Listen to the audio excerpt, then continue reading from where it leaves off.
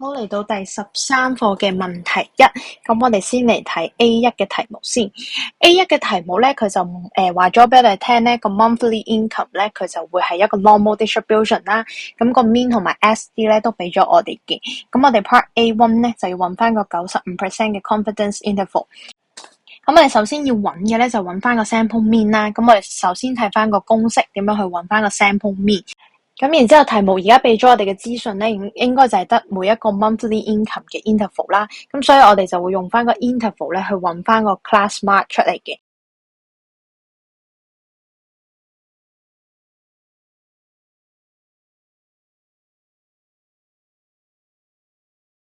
咁然後用翻對應嘅 class mark 乘翻佢對應嘅 frequency 啦，然後再除翻一個總數嘅 frequency。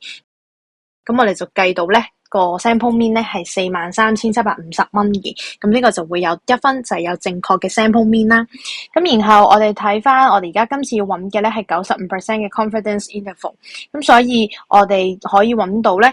95% 嘅 confidence level 嘅時候，佢嘅 critical value 咧就會係1.96。咁所以我哋套翻個 table 左手邊嘅嗰條式，咁我哋就可以揾到佢嘅 confidence interval，咁就係用翻呢個公式。咁呢度咧就會有2分嘅，第1分就係我哋有一條正確嘅算式啦，第2分咧就係我哋有一個正確嘅 critical value，咁所以最後計翻佢嘅 interval，咁呢度就會有1分嘅正確答案分嘅。跟住去到 A2 嘅部分啦，個題目咧今次就轉咗少少嘅，咁就係99% 嘅 confidence interval啦。咁我哋要去揾翻咧佢個 least sample size 嘅，咁然後我哋就令到個 width 咧就最多係1萬。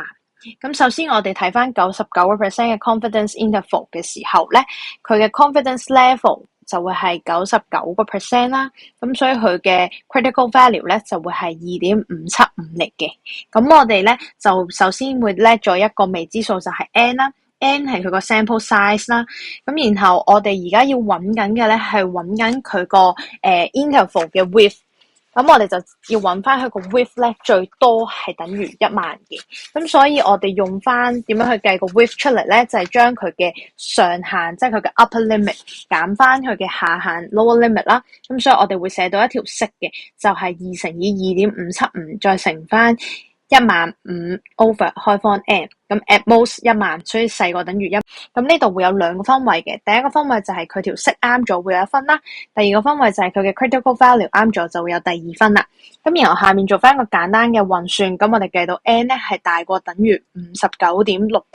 咁然後 correct to 2個 dp 就會寫到最後嘅答句，就係佢個 least sample size 咧係60嘅，咁呢度就會有1分嘅正確答案分。跟住嚟到 B part 嘅題目 ，B part 嘅題目咧就係話我哋而家要去揾翻咧 percentage of wealthy households 啦。咁所以乜嘢為之 wealthy 咧？就係題目話咗俾你聽，就係話當佢個 monthly income 咧係超過68,000蚊，咁佢就會 count 做一個 wealthy 嘅 household。咁所以我哋而家要去揾嘅 percentage 咧，就係我哋先將 wealthy 嘅 probability 揾咗，然後我哋再去乘翻100%。咁我哋首先 set 咗個事件先啦 ，X 就係個 monthly income嚟嘅，咁然後 X 咧就 follow 咗個 normal distribution 啦，佢個 mean 就係44,000，然後佢個 variance 就會係15000嘅2次方。咁我哋先要揾個 percentage 之前咧，就要先揾咗佢個 probability，咁所以就係將X 大過68,000蚊嘅 probability 揾咗，然後再去乘翻100% 嘅。咁所以我哋首先而家咧就要將 X standardize 咗，咁呢度就會有1分，就係做呢個 standardize 嘅算式啦。咁然之後我哋就會計到咧 set 係大過 1.6 嚟嘅，咁我哋對應翻個 table 1.6就係 0.4452，咁所以大過 1.6 嘅 probability 咧，咁我哋就會計到係 0.5 減翻 0.4452 嘅，咁所以最後計翻個 percentage 乘翻100%，咁所以呢度最後計到 5.48%，咁呢度就會有1分嘅答案分啦。去到 B2 嘅題目啦，咁我哋咧首先見到題目就話咗俾我聽咧，而家我哋係會有揀咗12個嘅 households 啦，咁然後最少係有3個 wealthy 嘅 given 咗，咁我哋先睇咗呢個部分先，咁我哋可以 set 咗一個新嘅事件啦，就係根據呢句嘅題目，我哋 set 咗個新嘅事件就係 Y 咧就係講緊喺12個嘅 households 裏邊 wealthy 嘅數量。咁所以咧，我哋會知道咧，呢一個係一個 binomial distribution 嚟嘅。咁佢嘅 trials 咧係有12次啦。咁佢嘅成功嘅 probability，即係佢係 wealthy 嘅 probability 就係0.0548。咁我哋前面計咗出嚟噶啦。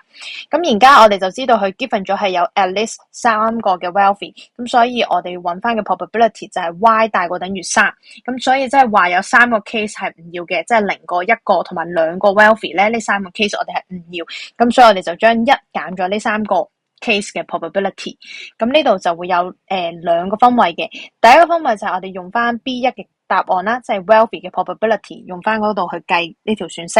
咁第二個分位咧就係成條正確算式嘅第二個分位嚟嘅。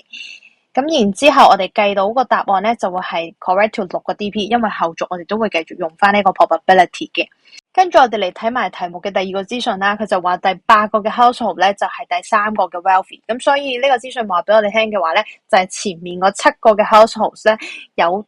2個係 wealthy， 咁有5個就唔係 wealthy 嚟嘅，咁所以我哋可以揾咗呢個部分嘅 probability， 就係首先7個裏邊我哋會抽2個係 wealthy， 咁所以7C2啦，咁然後其中有2個係 wealthy 嘅，咁所以 wealthy 嘅 probability 係2次方啦，然後1減咗 wealthy 嘅 probability， 即係唔係 wealthy 嘅住戶，咁就會有5個嘅，所以5次方，咁然後最尾我哋要乘多1個 wealthy 嘅 probability 嘅，咁就係因為第3個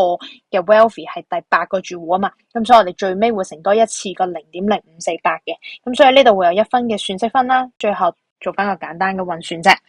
咁然後我哋最尾我哋題目計嘅 required probability 其實咩咧？就係我哋見到一個 keywords 啦 ，given that， 咁所以其實佢呢個係一個 conditional probability 嚟嘅。咁所以 conditional probability 咧，我哋就要去揾翻 given that 個事件嘅 probability 就會擺翻去分母啦。然後兩件事即係紅色嗰個同埋綠色嗰個兩件事同時發生嘅 probability 咧，我哋就擺翻去分子嘅。咁所以做翻個簡單運算，我哋 correct 4個 DP， 咁呢度最後會有1分嘅答案分嘅。